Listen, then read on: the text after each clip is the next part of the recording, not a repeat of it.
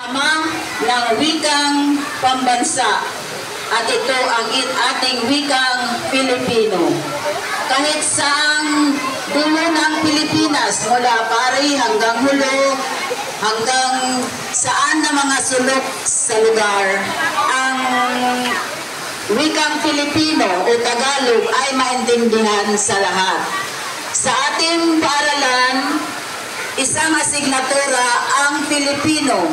Ito'y inilathala sa mga guro na ang mga bata kailangang makaintindi sa wikang Pilipino.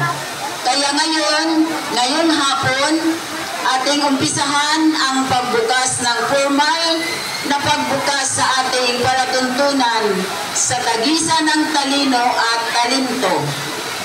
Para sa impormasyon sa lahat, ang tagisan ng talino ay isinagawa na namin sa bawat baitang, mula unang baitang hanggang sa kataas-taasang antas ng grado hanggang grade 10.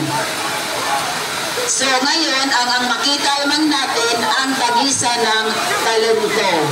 Ang tagisan ng talino, ibibigay na lamang ang kanilang certificate. Tapos na ang tagisan talino. So ngayon, buksan na natin ang ating pagdiriwang o sa tagisan ng talento. Yan ang mga inampalan sa ating harapan. Sila ang mag-judge. Inampalan, mga judges. Sa contest ito, tagisan is contest, is competition. Mula sa tula at iba-iba pa.